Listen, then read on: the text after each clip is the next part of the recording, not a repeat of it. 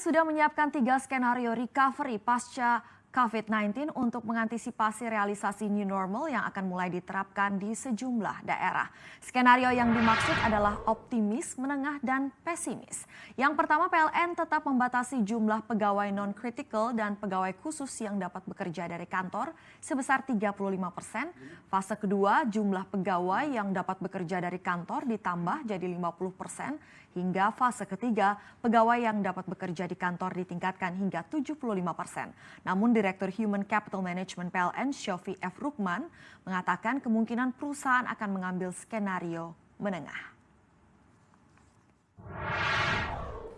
Untuk membahas strategi bisnis perusahaan listrik negara PLN di era new normal, first on CNBC Indonesia, kami sudah terhubung dengan Direktur Utama PLN Zulkifli Zaini.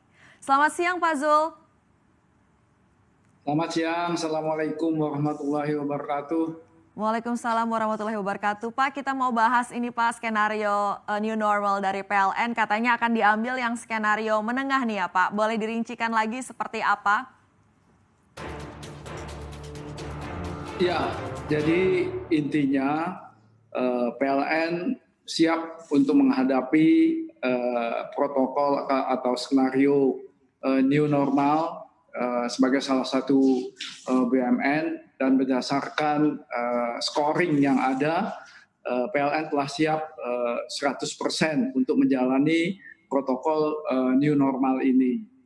Nah, persiapan sudah kita lakukan sejak tanggal 22 Mei yang lalu dengan menyusun prosedur interaksi antar pegawai melalui pengaturan work from home, work from office, dan juga pegawai PLN serta pegawai alih daya dari PLN. Ini penting kami susun karena sebagian pegawai PLN tidak hanya bekerja di kantor, tetapi sebagian dari mereka misalnya melakukan pengukuran meter ke rumah-rumah pelanggan, kemudian mereka juga melakukan perbaikan daripada menjaga kesinambungan transmisi, distribusi, dan itu mengharuskan mereka keluar daripada kantor kami.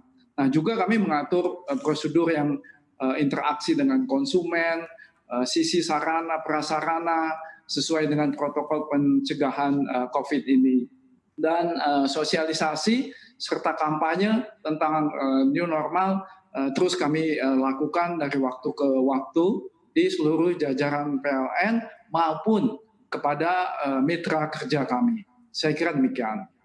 Iya, tadi Bapak sebutkan salah satunya yang juga dipersiapkan protokolnya tentu saja ini adalah pembaca meter yang akan mendatangi pelanggan PLN seperti apa. Nah, pada selama masa kita pandemi COVID-19 ini kan muncul beberapa isu Pak soal akurasi tagihan, selisih, kemudian tagihan yang dinilai tidak wajar. Ini seperti apa sih Pak langkah dari PLN merespons dan mengantisipasinya ke depan?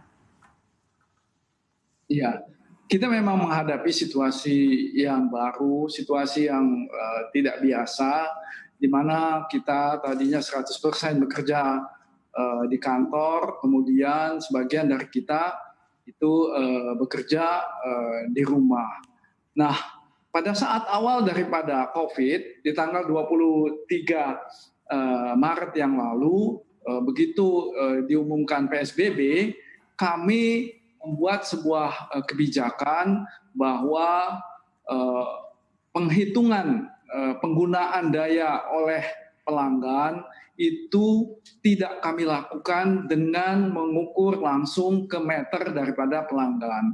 Pada waktu itu kebijakan kami adalah bahwa kita menghitung penggunaan listrik pelanggan itu adalah rata-rata dari penggunaan listrik selama 3 bulan terakhir, dan itulah yang kita gunakan untuk bulan April. Tetapi dengan waktu berjalan kita melihat bahwa penggunaan listrik oleh sebagian pelanggan itu meningkat, sehingga kita tidak lagi bisa menggunakan rata-rata 3 bulan itu. Sehingga pada bulan Mei itu kita mulai melakukan lagi eh, pengukuran meter langsung ke rumah-rumah pelanggan. Apa yang terjadi? Dengan kita menggunakan pada bulan April itu rata-rata 3 bulan terakhir, maka tagihan listrik di bulan April itu masih sama atau menggambarkan penggunaan listrik di Januari, Februari, dan Maret. Sehingga seolah-olah di bulan April itu kami menagih kepada pelanggan sebelum adanya COVID. Padahal sudah mulai meningkat. Nah, sehingga kami melihat kecenderungan itu, makanya pada awal Mei kami melakukan pengukuran langsung kembali ke lapangan, dan disitulah terlihat bahwa kenaikan yang cukup besar di beberapa pelanggan antara bulan Maret, April, dan Mei. Ya, jadi tagihan pada bulan Mei itu sudah menggambarkan berapa penggunaan listrik yang sesungguhnya dari pelanggan tersebut. Padahal di bulan April masih menggunakan 3 bulan dirata-ratakan. Sehingga terasa bahwa di April tidak terjadi kenaikan, tiba-tiba di bulan Mei terjadi kenaikan yang sangat besar. Padahal seharusnya di bulan April sudah terjadi kenaikan. Jadi itulah yang mungkin membuat beberapa pelanggan merasa kok naiknya besar sekali. Kenapa? Karena di bulan April kami masih menggunakan meter yang rata-rata 3 bulan sebelumnya. Jadi itulah, dan kami sudah mencoba menjelaskan penggunaan listrik yang lebih akibat work from home begitu ya Pak Zul? Ya, gimana? Jadi tagihan bulan Mei ini lebih tinggi karena sudah mulai dihitung langsung dan juga tergambar adanya penggunaan daya listrik yang lebih akibat work from home. Bisa disimpulkan demikian ya Pak Zul? Betul, betul. Jadi work from home itu membuat penggunaan listrik meningkat, tetapi itu belum tergambar di tagihan bulan sebelumnya, karena tagihan bulan April itu masih menggunakan 3 bulan terakhir, kita bagi 3, kita rata-ratakan, sehingga seolah-olah dia tidak naik. Kalau untuk yang Juni ini Pak, kami mendapatkan beberapa informasi bahwa tagihan untuk yang pasca bayar Juni ini masih belum keluar. Sebenarnya ada penyesuaian sistem atau apa yang terjadi sebenarnya Pak? Saya confirm itu tidak ada. Jadi sistemnya sebetulnya tetap sama, hanya karena PSBB sejak tanggal 23 Maret, tadinya kita selalu melakukan pengukuran langsung ke meteran daripada pelanggan. Di bulan itu kita tidak lakukan. Itu saja yang beda sebetulnya. Tarif listrik kami pastikan tetap tidak naik karena tarif listrik ditentukan oleh pemerintah dan PLN tidak bisa mengubah tarif listrik per kWh. Jadi kami tegaskan tidak ada kenaikan tarif listrik. Yang terjadi adalah penggunaan listrik yang berubah karena work from home itu salah satunya. Jadi saya juga di sini ingin mengkonfirmasi juga kepada Bapak, berarti juga tidak ada bahwa di sini terjadi subsidi silang antara pelanggan biasa dengan pelanggan yang mendapatkan diskon listrik dan juga listrik gratis ya berarti ya Pak ya? Ya, itu memang isunya, ya, berita-berita di medsos tersebar seperti itu. Tapi dalam kesempatan baik ini saya ingin tegaskan tidak ada subsidi silang. Kami tidak akan mungkin melakukan hal itu. Kami diawasi oleh Dewan Komisaris, kami diawasi oleh BPK, KPK, Kejaksaan, dan pihak-pihak lain semua itu melakukan pemeriksaan apabila PLN melakukan sesuatu di luar good corporate governance. Jadi kami pastikan bahwa kami melaksanakan semua yang dalam bisnis kami dengan good corporate governance. Oke, subsidi listrik dan juga listrik gratis untuk masyarakat yang berhak mendapatkannya diperpanjang sampai bulan September. Seperti apa kesiapan dari PLN? Kami akan bahas usai jeda. Tetaplah bersama kami di Power Lunch CNBC Indonesia Beyond Business. Dan bersama kami masih tersambung Direktur Utama PLN Zulkifli Zaini First on CNBC Indonesia. Kita akan bahas seperti apa review kinerja PLN untuk tahun 2019 dan juga perkiraan untuk kuartal 1 2020 ini. Pak Zul, seperti apa kita melihat kinerja dari PLN untuk 2019? Di sini catatan kami lihat pendapatan masih bisa tumbuh tapi laba bersih turun. Seperti apa, Pak? Pertama, jelas kami PLN menyampaikan terima kasih yang sebesar-besarnya kepada seluruh pelanggan, baik pelanggan rumah tangga, pelanggan industri, kepada seluruh mitra kerja kami, kepada seluruh stakeholder, dan sudah barang tentu kepada seluruh pegawai PLN di seluruh Indonesia, bahwa kinerja PLN pada tahun 2019 kita lihat cukup baik. Dari sisi penjualan listrik tumbuh sebesar 4,8%. Jumlah pelanggan juga meningkat sebanyak 6,4% menjadi 75,7 juta pelanggan di seluruh Indonesia. PLN merupakan salah satu perusahaan utilities terbesar di dunia. Dan kita juga mengalami peningkatan laba usaha, yaitu 22,8% menjadi 44,2 triliun rupiah. Jadi itu hal-hal yang positif. Kemudian dari sisi efisiensi kita juga bisa menjaga efisiensi daripada PLN, biaya pokok penyediaan atau BPP di tahun 2019 itu menurun dari Rp1.406 per kWh menjadi Rp1.385 per kWh di tahun 2019. Dan sebagai hasil dari pembangunan begitu banyak pembangkit, transmisi, dan distribusi, gardu induk, maka aset PLN di tahun 2019 meningkat 6,2% menjadi Rp1.585 triliun. Jadi kita melihat bahwa kinerja tahun 2019 menurut hemat kami cukup baik.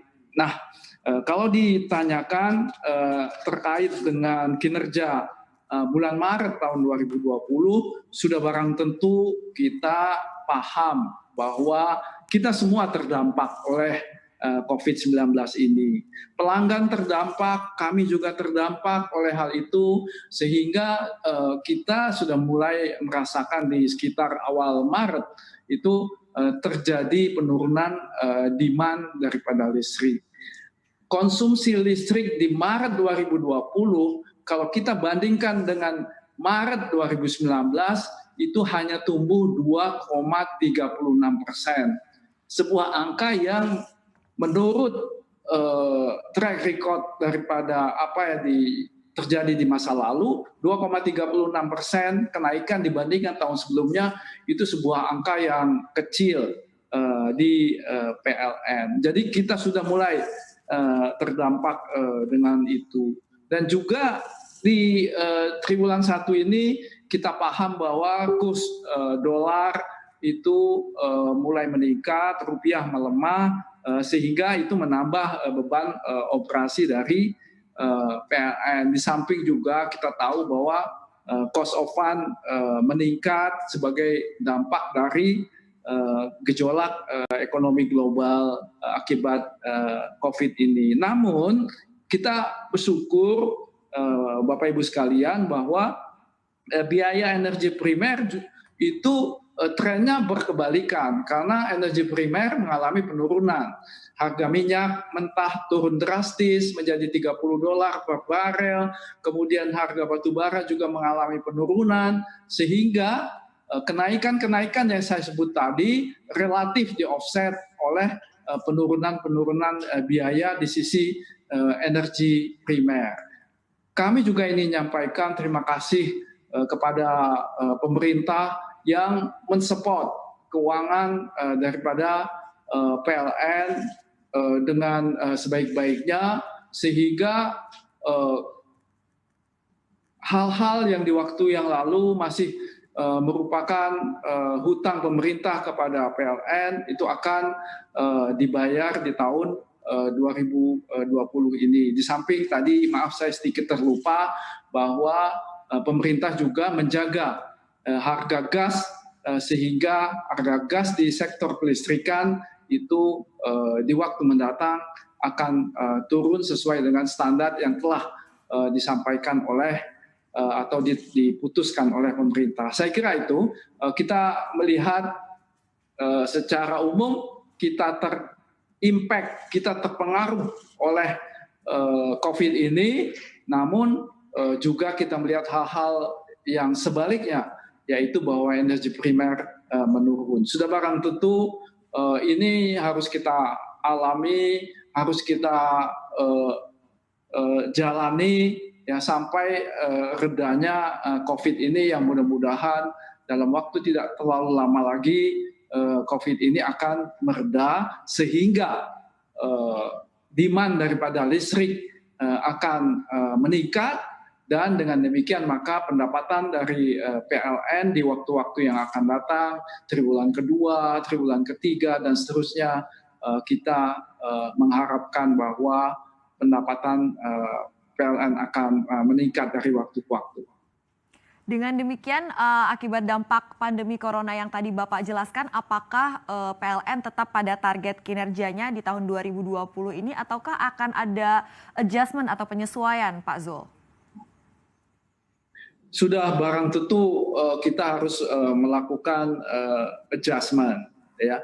Adjustment dari sisi misalnya penurunan daripada demand. Kami menyadari, kami mengalami sendiri bahwa sistem Jawa Bali itu beban puncaknya di saat ini itu turun di sekitar 11%. Kami juga bersimpati bahwa pelanggan bisnis kami konsumsi listriknya turun di sekitar 15%. Kemudian pelanggan industri kami kebutuhan listriknya turun di sekitar 11%. Sehingga dari semua itu, walaupun ada sedikit kenaikan pendapatan dari pelanggan rumah tangga, namun kenaikan itu tidak mengcover penurunan dari sisi pelanggan bisnis maupun industri. Karena itu kami harus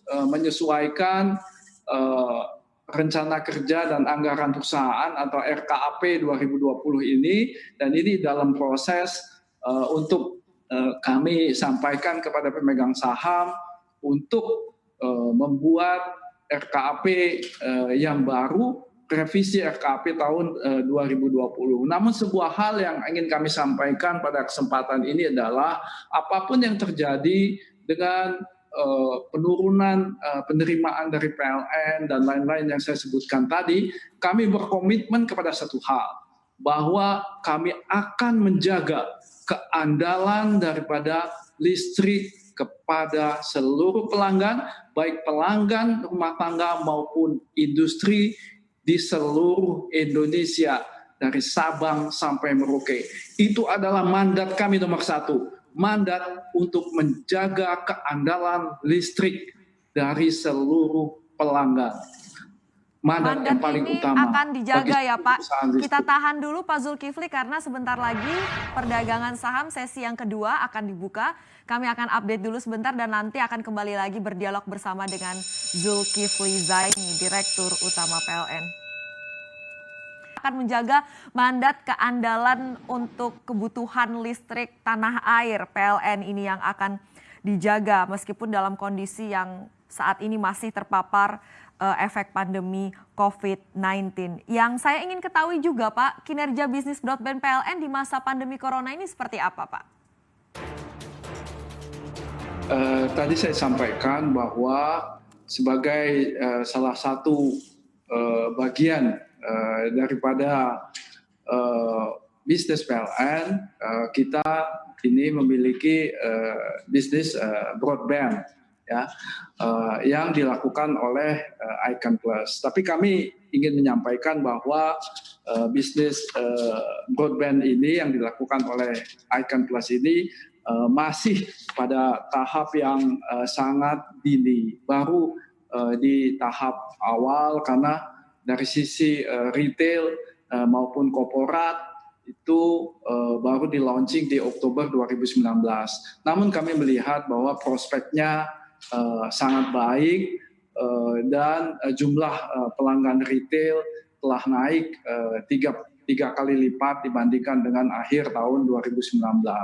Jadi intinya bahwa ini sangat promising, bahwa ke depan ini prospeknya baik, tapi juga kami paham bahwa kami masih dalam tahap awal dan banyak hal yang harus kami tingkatkan agar layanan pelanggan itu bisa baik di waktu-waktu yang akan datang.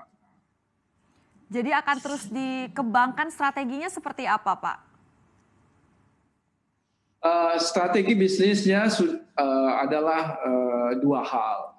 Pertama adalah kita selalu di dalam bisnis itu melakukan intensifikasi, artinya meningkatkan pendapatan dari pelanggan existing, sehingga mereka meningkatkan bandwidth-nya dan lain-lain. Tetapi intensifikasi saja tidak cukup. Kita harus memiliki taktik atau strategi yang lain, yaitu ekstensifikasi.